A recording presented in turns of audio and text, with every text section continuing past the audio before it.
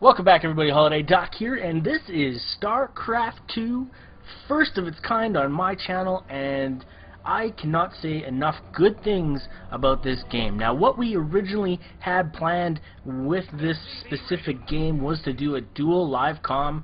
However, my recording and my audio recording both got screwed up, and I was very disappointed with that because it was an epic opportunity to actually work with a well-known, up-and-coming StarCraft professional commentator, and he's also a tremendous player as well. Like, this guy, you know, did some serious work. He's in the Masters League for StarCraft, and I am not at that level at all. Not even a little bit. Not even a tiny smidgen. I do play in the Gold League for 1v1s, and I think we are in the Gold League for 3v3 and 2v2 as well.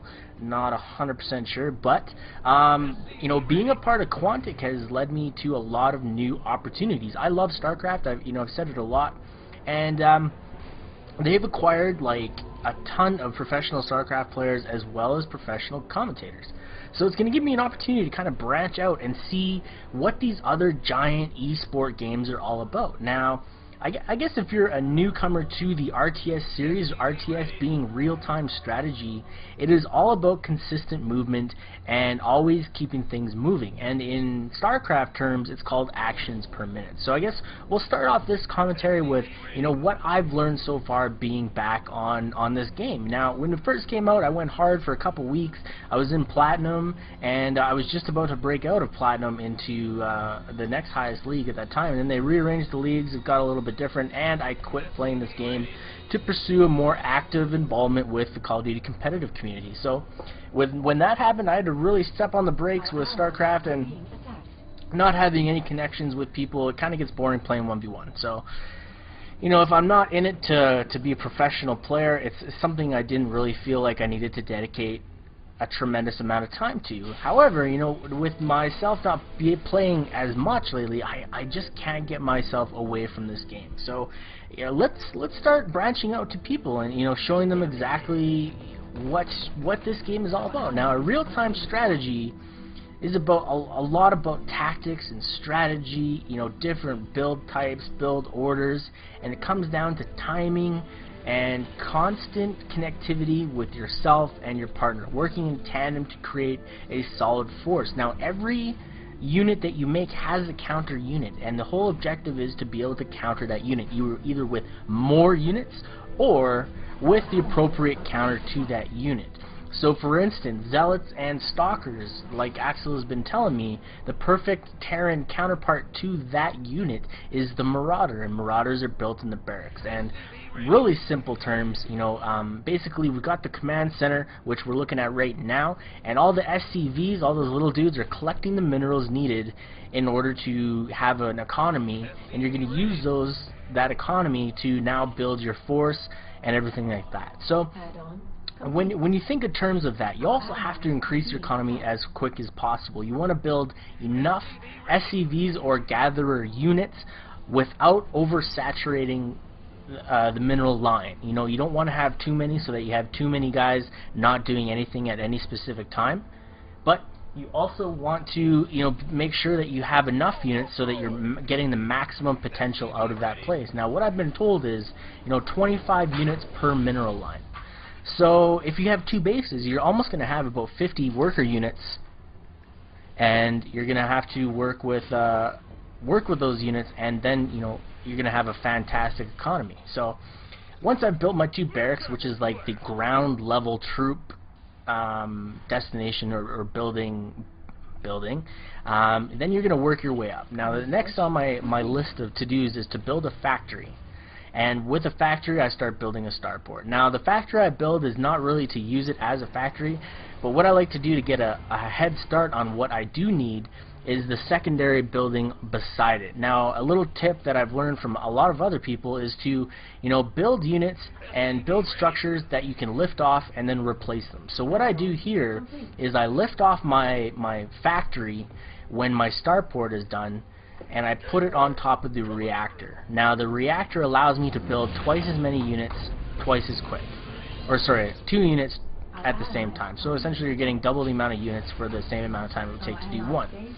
So this is a good way to up your medevacs and your anti-air units. Now medevacs, obviously medical units, they repair or heal your ground troops, your non-mechanical guys. So right here, you know, Axel tells me, hey, I'm gonna need some help here, I'm about to get attacked, so we have to work, you know, together to make sure that this force doesn't actually get into his base. And what they actually tried to do was go all in through the back door of his base. Now I don't have very many troops at this point, and I just got out my initial medevac and my 2 initial medevacs, and we get the announcement here that, hey, they're coming through my back door, we gotta stop this force. And it's a really even unit count right now, you know, as far as units versus units.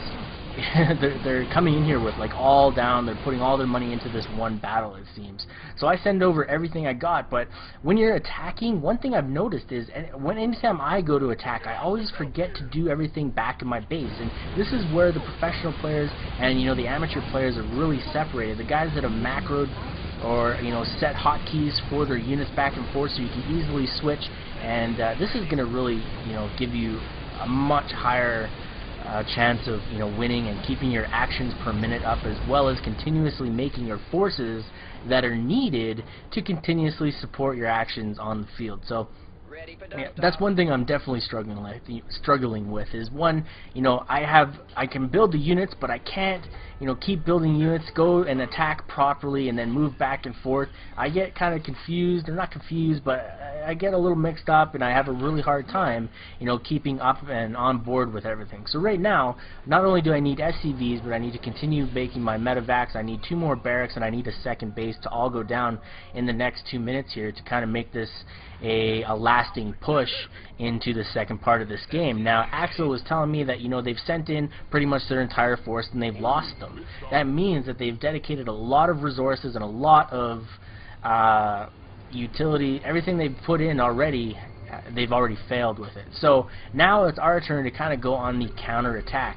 So I start scanning their base and I start looking for, you know, key signs to see what they're going to be doing next. Are they going to go air attack now since they failed on the ground? Are they going to be doing different types of units? We always need to stay on board and on top of the next move. It's kind of like chess, you know, you always have to have a counter ready for that next specific move. So Axel's here is kind of directing me to make sure that I get a second base up and running. He's got a little bit of a scout action going down on his main expansion, and I'm going to come right behind there and start building my secondary base. Now, you want to start building your secondary base a little bit quicker than I already have. Now, Axel did, you know, a fantastic job of already, you know, being on top of that. I'm a little bit slow. Obviously, I'm the newer player. But he was kind of saying that, you know, about 8 minutes in, you want to start working on your second base if it's going to get to that level. You know, it's called the mid-game. And the mid-game for myself is one thing that I truly struggle with. And I lose track of, you know, my next objectives. Like, I've already built my initial army. What do I do next? Do I start working on upgrades? Do I start working on more advanced units?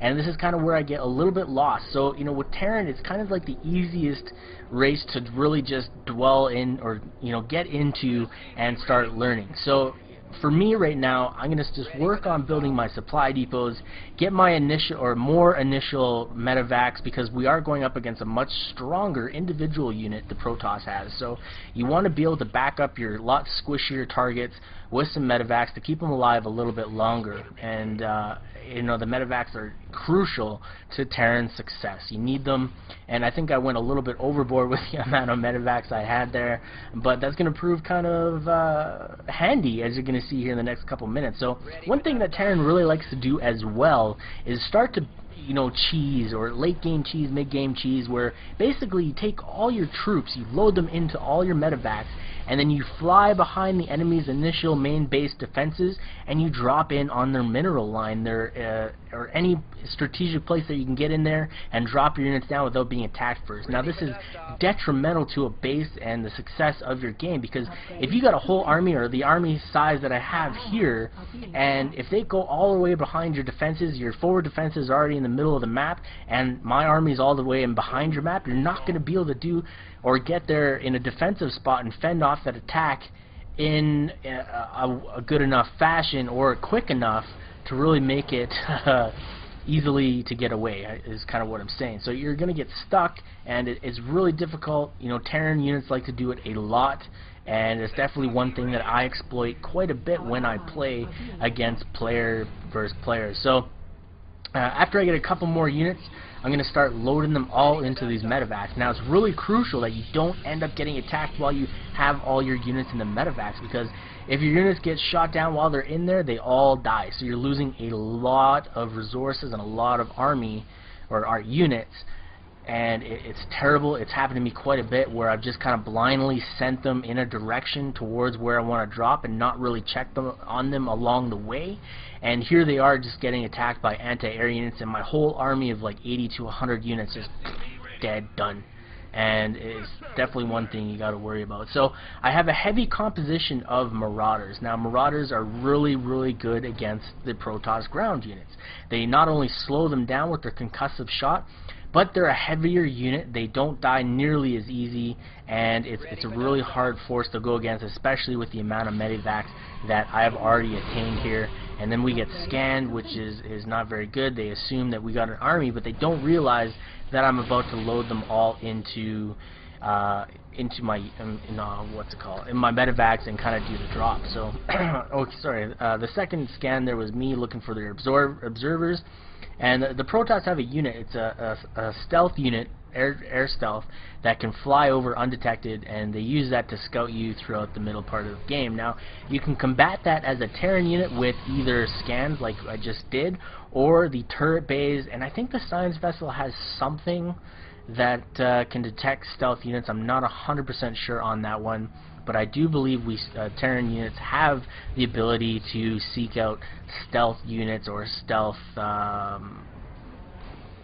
anti-air or even the ground units. So now that I've got enough units, or I think I have enough units, I'm going to load them all into my medevacs, and even now I've got quite a few medevacs that are not being occupied by units. Now this is still okay because I've got such a heavy composition of medevacs. It's going to be really hard to take down my individual units. Now right here I kind of did a mistake. I didn't really watch where my medevacs were going at all, and this is really dangerous and really difficult, or really bad idea, because you know, I could have ran into a whole unit or groups of units. So I come into the back door and look at the landing zone that they've given me. It's so nice. They're, you know, welcoming me in right into their base, and I just try to destroy as much shit as possible in the quickest amount of time before they recall their main units back to the base, which they do right now. And Axel at this point is kind of directing me, you know, okay, hey, kind of size up their unit force here and see if you're going to be able to take them. And, you know, after an initial couple seconds here, he's like, nah, man, you got to get out, pull out of there, and, you know, come back, and we'll regroup, and we'll counterattack. So I've got quite a few units still there already. One dropship actually goes down with a whole group of guys in there before I got out, and that's one of those things that you got to try to avoid at all costs, because it is very not cost effective to be doing that. So at this point, you know, I'm running out of minerals at my main base, so I'm going to be sending, you know, some of those SCVs or those gatherer troops down to my second base right now. And now I'm going to change up the composition of my army. Now we assume that they're going to start going Colossus, and Colossus are really deadly against ground units, so I don't want to send ground units to counter that unit. Now Colossus is like a mega unit of the Protoss side. Now you can counter them with Vikings. You know, Vikings are anti-air units specifically. They can land and be like little mech units. However, the Viking is the most ideal unit to counter the Colossus. So right here we get an early scout. Axel has a unit down south here, so we're going to be setting up on the high ground. High ground is very important when you're talking about StarCraft. Now you're going to stay up top here, and he's going to just filter or funnel all these guys into this main part, and then Axel with these force fields cutting them off completely from their support of the rest of the army. We're set up very nicely. We're coming in from the top side of here, and we're just demolishing their army. They were so heavily focused on these early units, these zealots and their sentries, which really are not very, you know, good against mid-game level guys, especially the Colossus, which are just ripping through the opposition right now. And we just utterly destroyed them, and they ended up quitting here, which I was so surprised that they quit the game. It was weird. They all quit. I asked them, and I'm like, why did they just quit? We just won one battle. and basically Axel said that we've got too many forces left. They didn't want to go through the whole elements of destroying each individual base. But I hope you enjoyed this commentary. I really want to try and do a live commentary next time, and thanks a lot. Tune in for some more StarCraft later on. I'm Holiday Doc, and this is Axel. Axel's channel will actually be down below as well, because this is a hell of a guy. You definitely need to check out his stuff. He does amazing StarCraft work. Anyways, Holiday Doc, I'm out.